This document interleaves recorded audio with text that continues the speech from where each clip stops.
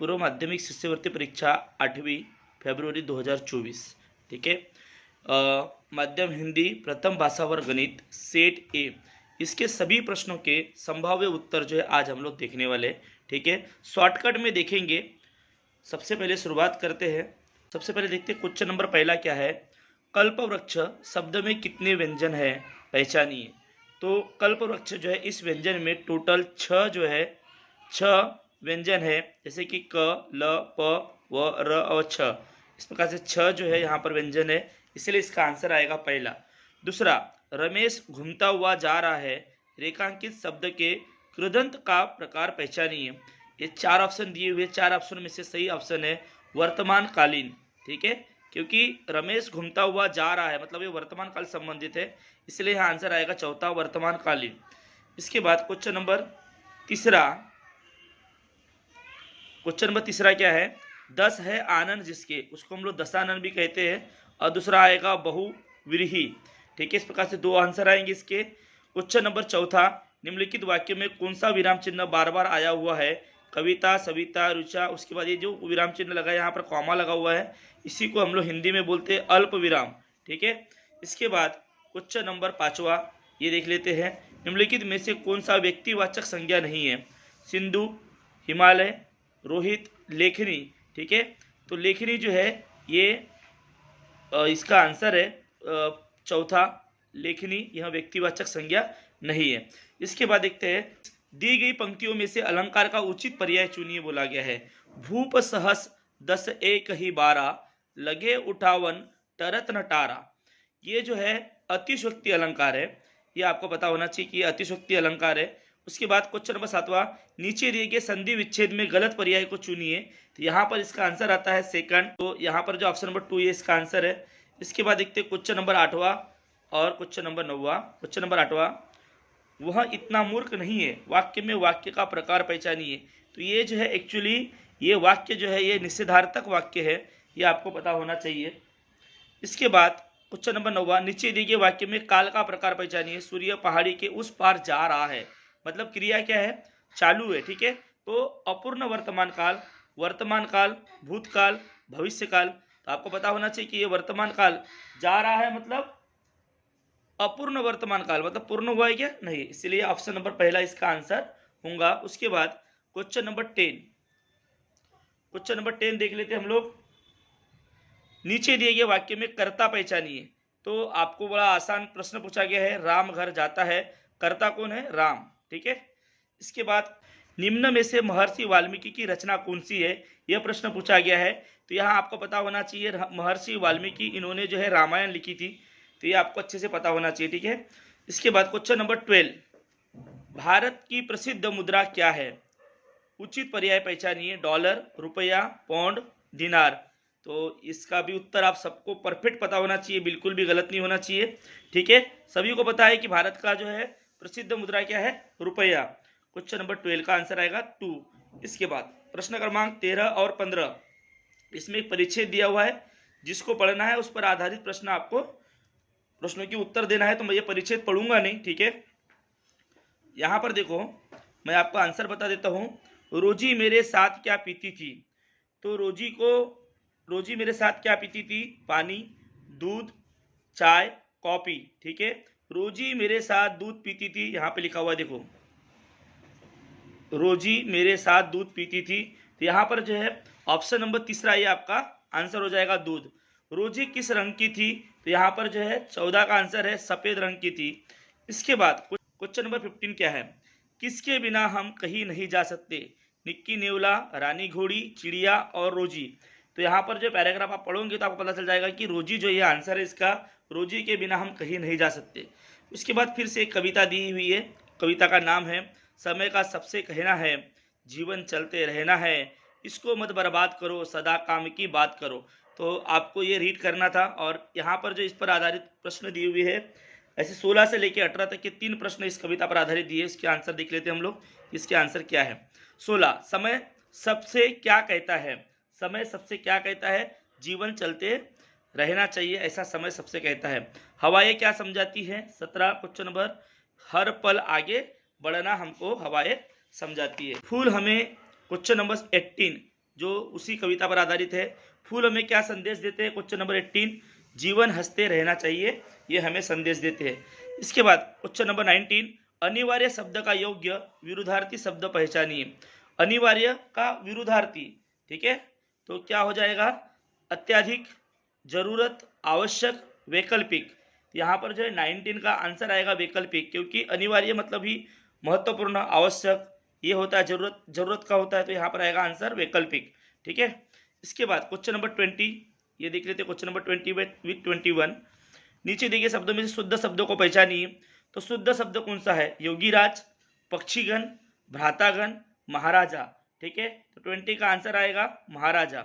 इसके बाद 21, हमारे पिताजी ने कठोर प्रतिज्ञा की कि वे कभी घर वापसी नहीं आएंगे।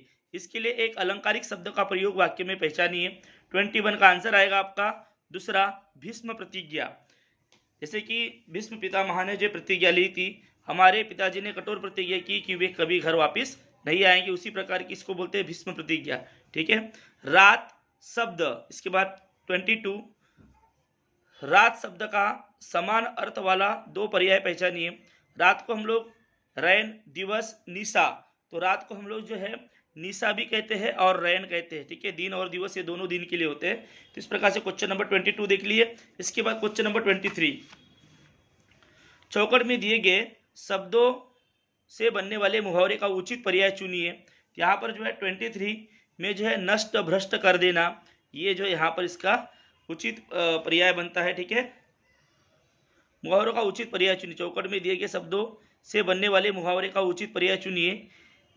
ईट से ईट, ई से ट ई, ट ना डा ब, ठीक है। तो यहाँ पर इसका नष्ट भ्रष्ट कर देना, इसका मतलब क्या है? यहाँ पर मतलब पूछा गया है, जो भी मुहावरा बनता है उसका उचित पर्याय चुनिए बोला गया है। तो यहाँ पर आंसर आएगा नष्ट भ्रष्ट कर देना।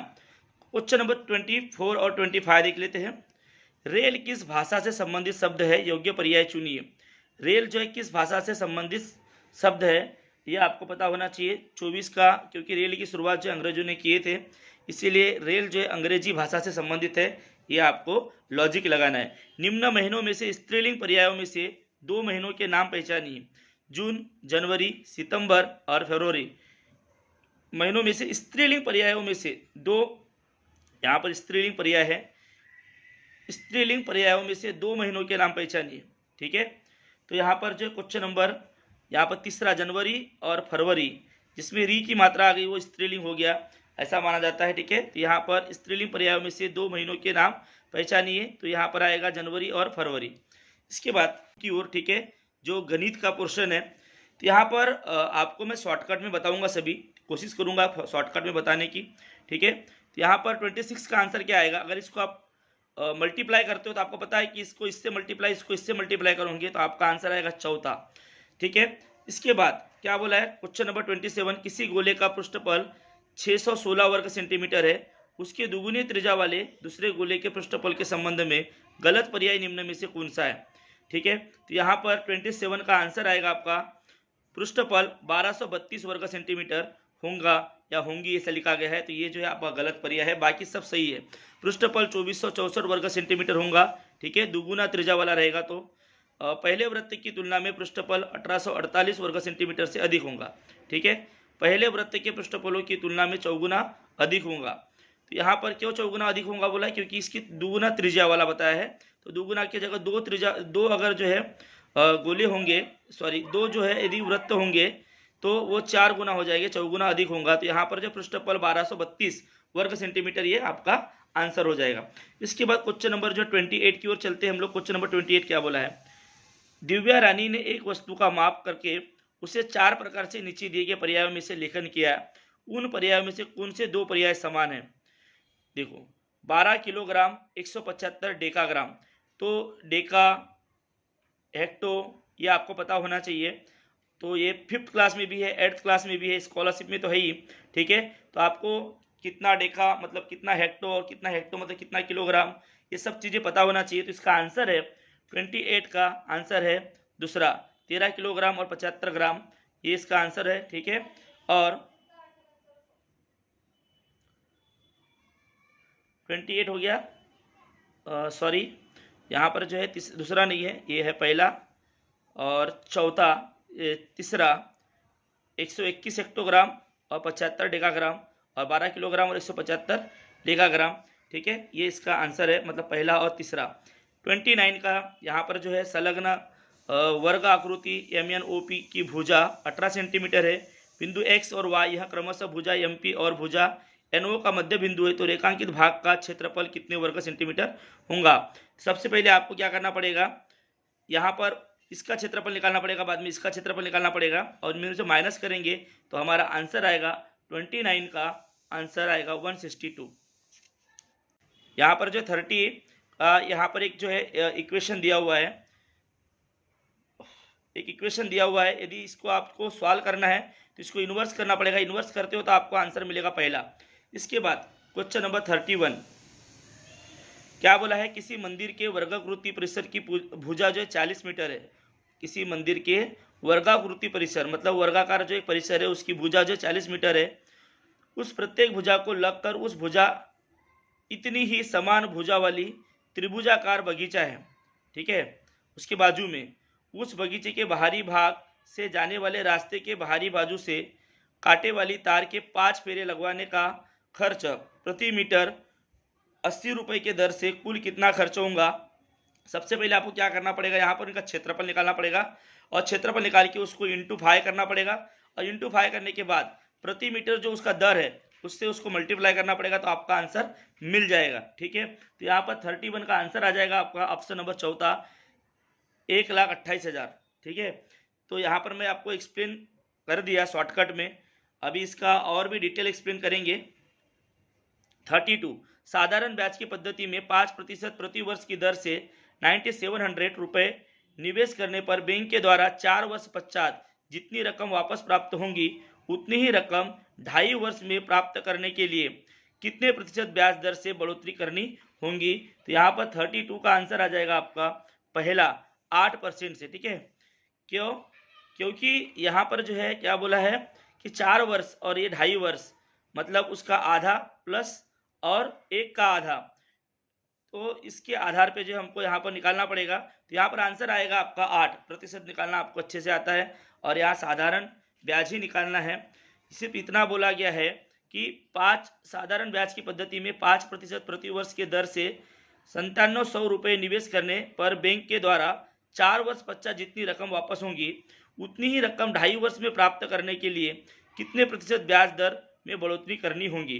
ठीक है, तो आपको यहाँ पर जो है ऑप्शन में से उठाना पड़ेगा, तो आपका आंसर मिल जाएगा। ठीक है, तो 4 का डबल 8 हो जाएगा, तो 2.5 वर्ष में आपको मिल जाएगा। तो यहाँ पर 8 आपका आंसर आ जाएगा। आप प्रोसेस करोगे तो आपको बराबर समझ में आ जाएगा, बहुत आसान है।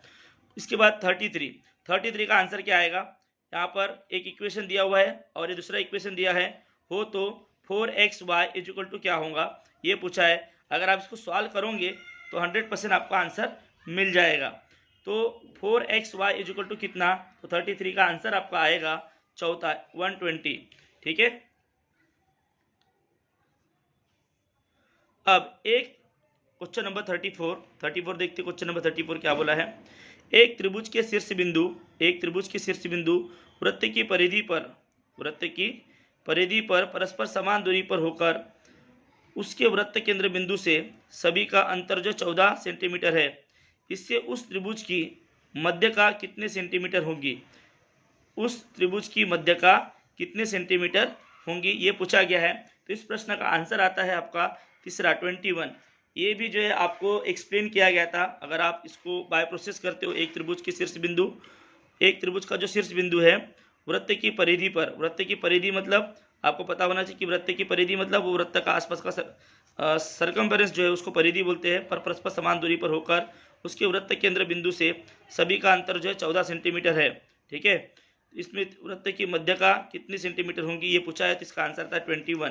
नंबर 35 दिए गए निम्न पर्यायों में से कौन से 2 पर्याय की राशि पूर्ण वर्ग है ये पूछा गया है। तो यहाँ पर जो है 35 का देखते हैं आंसर, ये देखो ये तीसरा और चौथा कैसे, यहाँ पर 5 का वर्ग 25, 6 का वर्ग 36, यहाँ पर 8 का वर्ग और यहाँ पर 8 का वर्ग और यहाँ पर 4 का वर्ग, इसलिए पूर्ण वर्ग है। यहाँ पर ऑप्शन नंबर जो है 35 का आएगा, तीसरा और चौथा। इसके बाद क्वेश्चन नंबर 36 3x - 5 इस सम संख्या के बाद आने वाली 8वीं विषम संख्या कौन सी होंगी। ठीक है, तो 3x - 5 इस सम संख्या, ये एक सम संख्या है, के बाद आने वाली 8वीं विषम संख्या कौन सी होंगी, ये पूछा गया है। ठीक है, तो यहाँ पर जो है आंसर, इसको अगर आप सॉल्व करोगे तो 36 का आंसर आ जाता है आपका तीसरा। ठीक है, तो 8वीं जो है सम संख्या कौन सी हो जाएगी, 3x + 10, ये आपकी जो 8वीं विषम संख्या होंगी। इसको सॉल्व करना पड़ेगा, थोड़ा समय लगेगा, आपको करके देखना। इसका आंसर आता है ये 3x + 10। इसके बाद 37, हंसराज ने एक वस्तु बेचते समय विक्रय मूल्य और क्रय मूल्य का है ये क्वेश्चन। इसको भी आपको जो है लाभ हानि वाली से रिलेटेड है, इसको भी आपको करके देखना। अगर आप करते हो तो इस आधार पर वस्तु की कीमत कितनी होंगी। 37 का आंसर आएगा आपका 7680। इसके बाद क्वेश्चन नंबर 38, संलग्न आकृति, इस प्रकार की आकृति दी गई है। इसमें बोला गया है कसौटी में सर्वांगसम नहीं हो रहा है। क्या बोला, संलग्न आकृति त्रिभुज ABCD, इस पतंगाकृति का कर्ण BD के कारण दो त्रिभुजों में विभाजित होने से कौन सी कटौती से सर्वांगसम नहीं हो रहा है। ठीक है, BD, B और D कौन सी कसौटी से सर्वांगसम नहीं हो रहा है, ये पूछा गया है। तो 38 का आंसर आएगा कर्णभुजा, इस कसौटी से सर्वांगसम नहीं हो रहा है।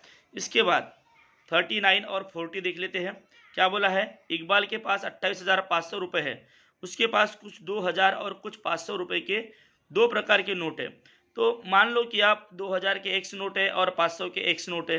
ठीक है, तो 500 रुपये के नोटों की संख्या निम्न में से कौन सी हो सकती है, ये आपको पता करना है। ठीक है, तो यहाँ पर ऑप्शन में से अगर आप उठाओगे तो आपका आंसर आ जाएगा। तो 39 का आंसर आता है 25।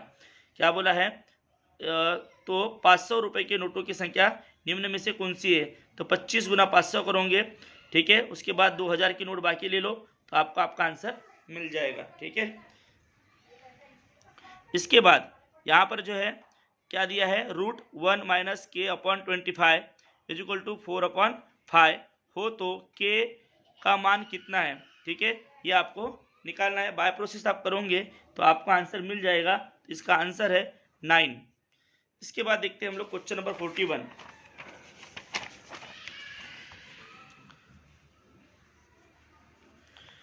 चार मीटर ऊंचाई वाले किसी वर्गाकृति कमरे का क्षेत्रफल 4 मीटर ऊंचाई, जिसकी हाइट जो 4 मीटर है, क्षेत्रफल 49 वर्ग मीटर है, तो उस कमरे के सभी दीवारों को रंग लगवाने का खर्च प्रति मीटर 300 रुपये की दर से कितना खर्च होगा।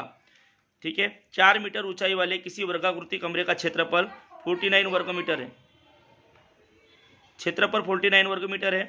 ठीक है, तो उस कमरे में सभी दीवारों को रंग लगवाने का खर्च प्रति मीटर 300 रुपये है, तो रुपए की दर से कितना खर्च होगा ये पूछा गया है। तो 41 का आएगा 33,600।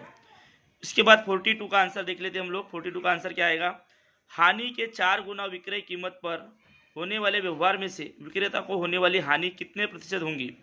हानि के 4 गुना विक्रय कीमत, हानि जो हुई है उसके 4 गुना जो है विक्रय कीमत होने पर होने वाले व्यवहार में से विक्रेता को होने वाली हानि कितने प्रतिशत होंगी। ठीक है, तो यहाँ पर आंसर आएगा 42 का 25%। मान लो उसको जो है विक्रय हानि के 4 गुना बोला है। अगर मान लो हानि 25% हुई तो 4 गुना मतलब 100 जो है उसका विक्रय मूल्य है, तो उसका एक भाग मतलब 25%। ठीक है, इसके हिसाब से यहाँ पर आएगा आंसर आपका 25। इसके बाद क्या बोला है, शंकु आकार वाले तंबू की ऊंचाई 21 मीटर होने पर पृष्ठभाग का परिधि 176 मीटर है, तो उस खाली तंबू में कितने घन मीटर हवा समाएगी। तो इसका अगर आप आंसर निकाल तो इसके फार्मूले के हिसाब से 43 का आंसर आपका आ जाएगा 7,840। इसके बाद 44, प्रति शेयर 500 रुपये की दर से खरीदने पर टेकचंद को 3% कमीशन के साथ इतना रुपए का खर्च आता है, तो उसने कितने शेयर्स खरीदी किए। तो इसको भी आपको सॉल्व करना होगा। तो 44 का आपका आंसर आता है दूसरा 90। इसके बाद 45, क्वेश्चन नंबर 45 का क्या है, एक वर्ग आकृति की भुजा यह दूसरे वर्ग आकृति की 30 सेंटीमीटर माप वाले कर्ण से सर्वांगसम है, तो उन दोनों वर्गाकृति के क्षेत्रफल संबंधी गलत कथन निम्न में से कौन सा है। तो यहाँ पर गलत कथन पूछा गया है, एक वर्ग आकृति की भुजा या दूसरे वर्ग आकृति के 30 सेंटीमीटर माप वाले कर्ण से सर्वांगसम है। तो यहाँ पर आपका आंसर आएगा 45 का तीसरा। ठीक है, समझिए गलत कथन क्या है, पहले वर्ग का क्षेत्रफल दूसरे वर्ग के क्षेत्रफल से 900 वर्ग मीटर से अधिक है। ये जो है आपका कथन गलत है। यहाँ पर कि संलग्न आकृति में केंद्र बिंदु सी होने पर वृत्त का कोण जो है PRS 55 डिग्री हो, PRS ये 55 डिग्री हो, ठीक है। तो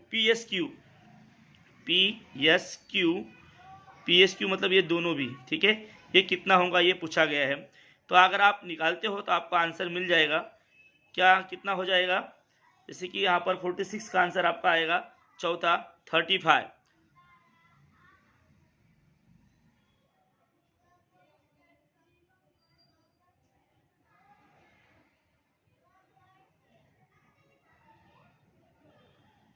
अब ये जो है यहाँ पर PS और Q मतलब PSQ का मतलब ही इसका जो पूछा गया है, सिर्फ इसका, ठीक है, इसका कितना हो जाएगा ये पूछा गया है।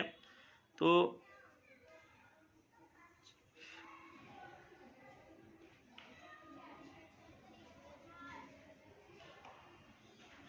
आपको बता दूं कि अगर जो वृत्त के दो शीर्ष बिंदु को मिलकर जो कोण बनता है वो 90 डिग्री का होता है, ये 90 डिग्री का है मान लो, तो ये 55 डिग्री का है, तो यहाँ पर जो है ये जो है 35 डिग्री का होगा, और ये इसका संलग्न कोण है, इसका मतलब ये भी 35 डिग्री का होगा। तो यहाँ पर आंसर आएगा हमारा 35। इसके बाद देखते हैं 47। घड़ी के घंटे की सुई व मिनट की सुई इनमें अधिक कोण तैयार हो तो ऐसे समय दर्शाने वाले दो पर्याय कौन से होंगे। तो यहाँ पर जो है 47 का आपका आंसर आ जाएगा दूसरा 11:40 को, और उसके बाद आपका आंसर आएगा तीसरा 4:05 जब होगा तब जो है ये अधिक कोण आपको दर्शाएगा, ठीक है, 47 का। इसके बाद 48 20 सेंटीमीटर भुजा वाले समबाहु चतुर्भुज के कर्णों के माप का अनुपात 3:4 है, तो उस चतुर्भुज का क्षेत्रफल कितने वर्ग सेंटीमीटर होगा ये पूछा गया है। समबाहु मतलब समान भुजा वाला चतुर्भुज, 20 सेंटीमीटर भुजा वाला, ठीक है, तो उसके कर्णों के माप का अनुपात क्या है 3:4 है। अगर इसका आप सॉल्व करते हो तो आपका आंसर आएगा पहला 768। इसके बाद 49 एक किताब का 4/9 भाग तथा 68 पेज पढ़ने पर 92 पेज शेष रह जाते हैं, तो उस पुस्तक में कुल कितने पेज है। यदि आप प्रोसेस करते हो तो आपका आंसर आएगा 360, ठीक है। एक किताब का 5/9 भाग तथा 68 पेज पढ़ने पर 92 पेज शेष रह जाते हैं, ठीक है। तो यहाँ पर जो आपको क्या लेना पड़ेगा, 68 पेज पढ़ने पर 92 पेज शेष रह जाते हैं, तो उस पुस्तक में कुल कितने पेज है, तो 5/9 x मान लेते हैं प्लस 68 प्लस क्या मानेंगे 92 इक्वल टू x मतलब टोटल पेज, ठीक है। तो उस टोटल पेज का इतना भाग, ऐसा अगर आप प्रोसेस करते हो तो आपका आंसर मिल जाएगा 360। इसके बाद क्वेश्चन नंबर 50।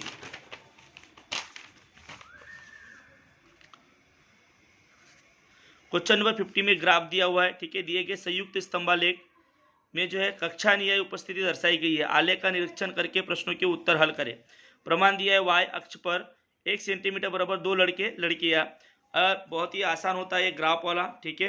यहाँ पर दिया हुआ है 1 सेंटीमीटर मतलब 2 लड़के लड़कियां, ये माना गया 5वीं 6वीं 7वीं और 8वीं के लड़के लड़कियों का ग्राफ दिया हुआ है, ठीक है।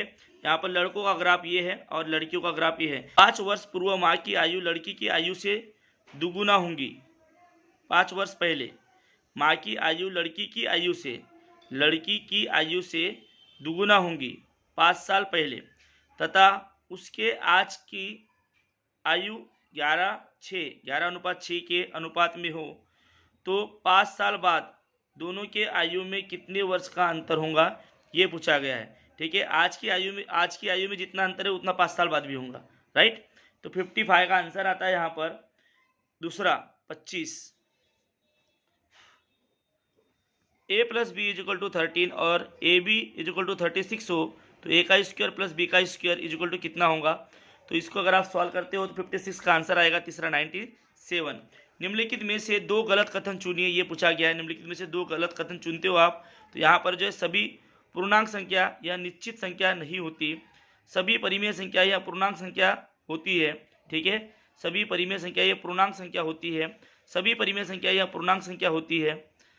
कुछ परिमेय संख्या यह पूर्णांक संख्या होती है, सभी परिमेय संख्या यह पूर्णांक संख्या होती है, कुछ पूर्णांक संख्या पूर्ण संख्या नहीं होती। तो 57 में क्या बोला, दो गलत कथन चुनिए पूछा गया, ठीक है। तो 57 का आंसर क्या आएगा, सभी पूर्णांक संख्या यह निश्चित संख्या नहीं होती। तो ये भी गलत कथन है, ये आपका आंसर हो जाएगा पहला। और दूसरा आपका आंसर होगा कुछ परिमेय संख्या यह पूर्णांक संख्या होती है। तो ये भी गलत स्टेटमेंट है, क्योंकि सभी परिमेय संख्या जो है पूर्णांक संख्या होती है और कुछ पूर्णांक संख्या ये पूर्ण संख्या नहीं होती। ये दो कथन सही है, ये दो कथन रॉन्ग है। तो आपका आंसर आएगा पहला और दूसरा। एक छात्र को संकलित मूल्यमापन में विषय अनुसार प्राप्त अंक, आपको जो है 8वीं क्लास में सब पढ़ाया गया है, ठीक है। तालिका दी गई है, इस अंक के मध्यमान आपको निकालना है, ठीक है, मीन निकालना है। तो बड़े आसानी से आप मीन यहाँ पे निकाल सकते हो, ठीक है। मध्यमान क्या आएगा इसका, वो आपको जो है जैसे मध्यमान का आपको फार्मूला बताया गया उसके बेस पे आपको निकालना है। तो बड़े आसानी से आप इसका मध्यमान निकाल सकते हो, ठीक है। औसत निकाल सकते हो 58 का आंसर क्या आ जाएगा आपका पहला, ठीक है। सबको जोड़ दो और जितने से आप भाग कर दो तो आपका आंसर मिल जाएगा। इसका जो क्वेश्चन नंबर 59 देखते हैं हम लोग। क्वेश्चन नंबर 59 में क्या बोला है, संलग्न आकृति में रेख ए बी जो है सर्वांग सम है सी डी से, ए बी सर्वांग सम सी डी है। तो कौन जो है आर जी सी जो है कहाँ पे है, आर जी सी कौन जो है, हाँ आर जी सी ये 50 डिग्री है, ठीक है। हो तो कौन S F A minus P E A is equal to कितना, एस एफ ए किधर है, एस एफ ए, ठीक है। ये वाला कौन ये वाला, ठीक है। तो इन सब के बेस पे आपको जो निकालना है। तो इसके बाद यहाँ पर जो है माइनस कौन पी ई ए, ठीक है, हाँ माइनस कौन पी ई ए, इससे ये माइनस करना है, ठीक है। तो आपका आंसर मिल जाएगा। तो बड़ा आसान है ये भी। इसका आंसर आता है हमारा 59 का दूसरा मतलब 80, ठीक है। क्या आ जाएगा 80।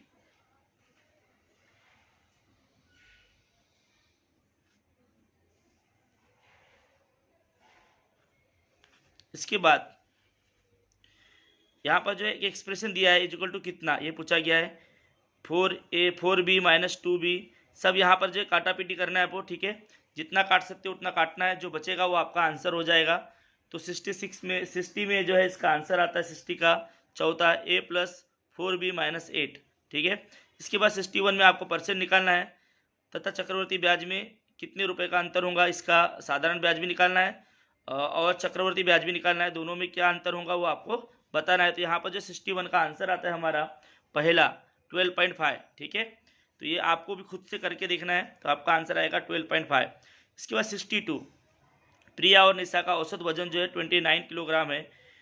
मेबल और जो प्रिया का औसत वजन 16 किलोग्राम है। तो निशा और मेलन के कुल जो वजन 50 किलोग्राम हो, तो तीनों में से सबसे अधिक वजन कितने ग्राम होगा। 62 का आंसर आएगा आपका 30।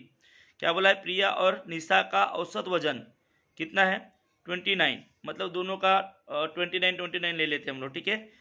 उसके बाद मेबल और प्रिया का औसत वजन कितना है 26, ठीक है। यहाँ पर भी प्रिया आई, यहाँ पर भी प्रिया आई, मतलब प्रिया का 26 मान लेंगे और उसका जो है इन दोनों को इंटू करोगे आप। तो जैसे कि 29 इंटू 2 करोगे कितना हो गया, 9 दूनी 18 की 8 हासिल की 1 2 दूनी 4 और 1 5, 58 दोनों का है। उसमें से अगर मान लो प्रिया का वजन 26 है, प्रिया का मान लो 26 है, तो दूसरे का कितना आ जाएगा 58 में से वो 26 माइनस कर दोगे। यदि इस प्रकार की आप प्रोसेस करते हो तो यहाँ पर आंसर आता है सबसे अधिक वजन कितने किलोग्राम होगा, तो वो 30 होगा, ठीक है। जैसे कि यहाँ पर प्रिया का तो आपको मिल ही गया 26, हमने मान ही ली कि 26 है उसका। तो इस प्रकार से आपको निकालना पड़ेगा प्रोसेस करके पूरा कंप्लीट। यहाँ पर इसीलिए शॉर्टकट में आपको समझाने की कोशिश की जा रही है, क्योंकि यदि इस प्रश्नों को मैं समझाऊँ तो लगभग जो है 1.5 से 2 घंटा लग जाएगा। अभी आपके लिए जो इम्पोर्टेंट ये है कि आपको इसके आंसर पता होना चाहिए कि इसके आंसर क्या है। एक कार्य को कुछ मजदूर कुछ दिन में पूर्ण करते हैं। वही कार्य करने के लिए यदि मजदूरों की संख्या पहले की संख्या से 2/3 अधिक की गई तो लगने वाले दिनों की संख्या पहले से कितनी अधिक बढ़ जाएगी। 63 का आपका आंसर आएगा पहला 2/3। इसके बाद क्या बोला है क्वेश्चन नंबर 64, एक वृत्त के सबसे बड़ी जीवा की लंबाई 7 मीटर है, तो उसी वृत्त में 2.1 मीटर अंतर में होने वाले समांतर जीवा की लंबाई कितने मीटर होंगी, ठीक है। ये पूछा गया है। तो सबसे पहले आपको जो है यहाँ पर पाइथागोरस का प्रमेय यूज करके आप इसका आंसर बड़े आसानी से निकाल सकते हो। ठीक है, पाइथागोरस के प्रमेय से आप इसका आंसर निकाल सकते हो। तो आंसर निकालने पर आपका आंसर मिलेगा 64 का ऑप्शन नंबर 2 5.6। इसके बाद क्वेश्चन नंबर 65 में क्या बोला गया देख लेते हैं। जब 16 का क्यूब जो है इक्वल टू ये आ रहा है होगा तो के बराबर कितना, तो यहाँ पर आता है 65 का चौथा, आंसर चौथा। 66 संलग्न आकृति में चतुर्भुज EFGH, इस संभव चतुर्भुज का कर्ण जो है 28 सेंटीमीटर है, ये कर्ण जो है 28 सेंटीमीटर है, उस तथा उसके जो सभी शीर्ष बिंदु जो ओ केंद्र वृत्त वाले वृत्त पर है, ओ केंद्र वृत्त मतलब ओ केंद्र वाले वृत्त पर है, जो वो जो केंद्र बिंदु जिस वृत्त का उसके ऊपर जो उसके सभी शीर्ष बिंदु है, वृत्त में रंगित किए गए भाग का क्षेत्रफल कितने वर्ग सेंटीमीटर होगा, ये हमको निकालना है। तो यहाँ पर जो इसकी बहुत लंबी प्रोसेस है, तो इसका आंसर आता है, बट आपका आंसर बता दे रहा हूँ 56। आपको जो इसका वृत्त का क्षेत्रफल वगैरह निकालना होगा, वृत्त का क्षेत्रफल निकालना होगा, उसके बाद आपको इसका क्षेत्रफल निकालना होगा किसका, स्क्वायर का। उसके बाद यहाँ पर ये सभी प्रोसेस ये सभी भाग जो समान है, तो इन चारों भाग का क्षेत्रफल आपको इसका क्षेत्रफल मतलब वृत्त का क्षेत्रफल माइनस स्क्वायर का क्षेत्रफल करोगे तो इसका मिल जाएगा, उसको आपको 4 से भाग देना पड़ेगा, तब आपको एक भाग का आंसर मिलेगा। ठीक है, इस प्रकार से आपको इसका आंसर निकालोगे तो यहाँ पर 56 आंसर आता है। इसके बाद क्वेश्चन नंबर 67, दिए गए निम्न पर्यायों में से कौन सी दो संख्याएं पूर्ण घन संख्या है। पूर्ण घन संख्या 67 का आंसर आएगा आपका तीसरा, ये पूर्ण घन संख्या है और ये भी पूर्ण घन संख्या है। ठीक है, तो यहाँ पर ये 625 देख रहे हो आप, इससे ही पता चल जाता है कि ये पूर्ण घन संख्या है। 5 5 25 25 5 25 गुना 5 करो, 5 25 की 5 हासिल की 2, 5 दिन 10 11 12 125, 25 5 125, ये पूर्ण घन संख्या है। नीचे दिए गए निम्न पर्यायों में से कौन सी दो संख्याएं पूर्ण घन संख्याएं पूछा गया है। 67 क्वेश्चन नंबर 67 का आंसर आएगा दूसरा और तीसरा। उसके बाद 68, इसमें से सबसे बड़ी संख्या या सबसे छोटी संख्याओं में कितनी बड़ी है ये पूछा गया है। आपको इसका रूल पता होना चाहिए, जिसका डिनोमिनेटर न्यूमरेटर बड़ा होता है वो जो है फ्रैक्शन बड़ा होता है, एक नियम है। तो और भी बहुत सारे नियम है, उस नियमों के आधार पर अगर आप इसको सॉल्व करते हो तो यहाँ पर इसका आंसर आता है 68 का 1/2। क्वेश्चन नंबर 69 के दोनों कर्ण परस्पर समकोण में द्विभाजित करते हैं। यह वाक्य को पूर्ण करने के लिए निम्न में से योग्य पर्याय चुनिए। तो रिक्त स्थान के दोनों कर्ण परस्पर समकोण में द्विभाजित करते हैं, कौन से चतुर्भुज के करते हैं वो आपको बताना है। आंसर 69 का, तो 69 का आंसर आएगा दोनों कर्ण परस्पर समकोण में समद्विभाजित करते हैं, तो यहाँ पर आएगा समांतर चतुर्भुज या संभव चतुर्भुज। कौन सा आंसर आ जाएगा आपका यहाँ पर 1 2 3 4, ये 4 ऑप्शन दिए, 4 ऑप्शन में से एक सही आंसर है। 69 का आपका आंसर आएगा तीसरा B C और E, मतलब यहाँ पर वर्ग में भी ऐसा होता है, इसके बाद यहाँ पर जो संभव चतुर्भुज में भी ऐसा होता है और पतंगाकृति में भी ऐसा होता है कि समकोण में वो द्विभाजित करता है। इसके बाद क्वेश्चन नंबर 70 में आप देख रहे होंगे, दिए गए x और y दोनों प्रतलों का निरीक्षण करके दिए गए उचित पर्यायों में से दो पर्याय चुनिए। बिंदु F B और C यह अलग अलग प्रतल में के बिंदु है। क्या है F B C, F किधर है, F B और C ये तीनों भी एक ही प्रतल में है। ठीक है, तो यहाँ पर ये पहला स्टेटमेंट जो है 70 का पहला स्टेटमेंट ये जो है क्या है, गलत है। दोनों ही प्रतल एक दूसरे को प्रतिच्छेदित करके रेखा तैयार होती है। ठीक है, एक दूसरे को प्रतिच्छेदित कर रहे हैं, बराबर है। तो यहाँ पर जो ऑप्शन नंबर 2 जो है 70 का ऑप्शन नंबर 2 ये सही है, 70 का ऑप्शन नंबर 2 सही है। उसके बाद बिंदु A G और E यह एक ही प्रतल का और एक ही बिंदु है, राइट है। इसके बाद दोनों ही प्रतल एक दूसरे से परस्पर समांतर है, ऐसा बोला गया है, जबकि ये समांतर है क्या, नहीं है। तो यहाँ पर ऑप्शन जो है दूसरा और तीसरा ही आपका सही आंसर है। इसके बाद क्वेश्चन नंबर 71 देख लेते हैं हम लोग। 8% की छूट प्राप्त होने के कारण अनिल के प्रति 3,750 रुपये कीमत की 2 वस्तुएं खरीदी, तो अनिल के द्वारा विक्रेता को कितने रुपए देने पड़ेंगे। 8% की छूट प्राप्त करने के कारण छूट प्राप्त करने के कारण, मतलब इसको छूट मिली इतनी, ठीक है, करने के कारण अनिल ने प्रति, तो यहाँ पर जो है आपको 100 में से 8 की छूट करोगे तो कितना हो जाएगा 92, 100 में से 92, तो x में से 3750 ऐसा आप करते हो तो आपका आंसर मिल जाएगा। 71 का आंसर आता है इसमें 6900। नंबर 70, क्वेश्चन नंबर 72, संलग्न आकृति जो है ई एफ और जी में बिंदु H, यह रेखा H रेखा जो है एफ जी का मध्य बिंदु है, ये बोला गया है। ये 45 डिग्री है। ई जी जो ये 10√2 है, ये भी 10√2 है। अभी हमको ये निकालना है, ठीक है, ई एच कितना होगा ये निकालना है। तो यहाँ पर जो है इस प्रकार, यहाँ पर एक फार्मूला है, उस फार्मूले के बेस पे आप इसको निकाल सकते हो। तो 72 का जो है आंसर आएगा हमारा दूसरा 10, ये 10 हमारा आंसर आ जाएगा। इसके लिए भी फार्मूले है, वो आपको यूज करना पड़ेगा जो आपको पढ़ाया गया है। इसके बाद 73 में क्या हो जाएगा m+9 m-5। उसके बाद इधर भी जो है m-8 और m+8, यहाँ पर भी आपको फार्मूला यूज करना है। और उसके बेस पे अगर आप सॉल्व करते हो तो 73 का आंसर आएगा आपका पहला 8m-13। 74, दिए गए समलंब चतुर्भुज PQRS की ऊंचाई 8 सेंटीमीटर है, ऊंचाई 8 सेंटीमीटर है। रेख ST जो है सर्वांगसम PS है, ST सर्वांगसम क्या है PS है, मतलब ये दोनों भी समान है। अब दोनों भी समान है मतलब ये 8 है तो ये भी 8 है, ठीक है, और फिर ये भी 8 हो जाएगा। अगर यहाँ पर मैं ऐसा लंब खींच दूँ सीधा, ठीक है, तो ये भी 8 हो जाएगा, ये भी 8 हो जाएगा, ठीक है। अब यस और आर क्या बोला है 17 है, SR 17 है, तो PQRS की परिमिति ज्ञात करो। अब ये भी मिल गया, ये भी मिल गया, ये और ये भी सर्वांगसम है, ठीक है। तो इसके आधार पे आप बड़े आसानी से आप क्या करना है, ये भी 17 है, आपको पाइथागोरस का प्रमेय यूज करके ये निकाल लोगे आप, तो आपका 100% आप परिमिति निकाल लोगे। तो 74 की परिमिति क्या होती है मैं आपको बता दे रहा हूँ कि 74 में परिमिति क्या आएगी। तो यहाँ पर आंसर आता है पहला, 74 का आंसर आता है पहला, परिमिति आपको निकालना है। इसके बाद क्वेश्चन नंबर 75, 10% प्रतिवर्ष की दर से 10,000 रुपये का 2 वर्ष 6 महीने का चक्रवर्ती ब्याज कितने रुपए होगा। आपको सबको पता है कि चक्रवर्ती ब्याज कंपाउंड इंटरेस्ट कैसे निकालते हैं।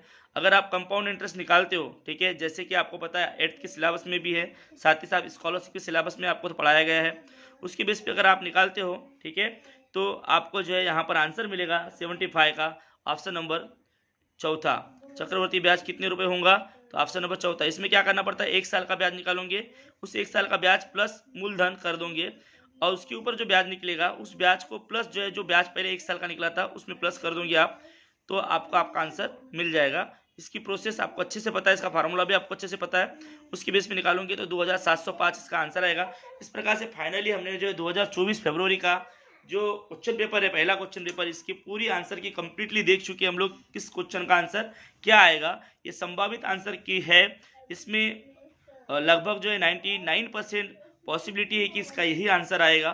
फिर भी जो है आपको आंसर की आने वाली है। इस प्रकार जो है आपको भी खुद से इसको सॉल्व करके देखना है, और इसमें बहुत ज़्यादा समय लगता है, इसलिए मैंने कोशिश किया कि शॉर्टकट में आपको समझा दूँ, आप तक के आंसर की लेके आऊँ, और इसीलिए मैं समझाने की कोशिश किया। मुझे उम्मीद है कि आपको समझ में आया होगा। आपको और भी जो है इसके बाद इसका एक्सप्लेनेशन के साथ भी आपको पेपर दिया जाएगा, समझाया जाएगा, ताकि आने वाले बच्चों को भी उसका यूजफुल होगा। तो bye bye, thank you, best of luck for your result.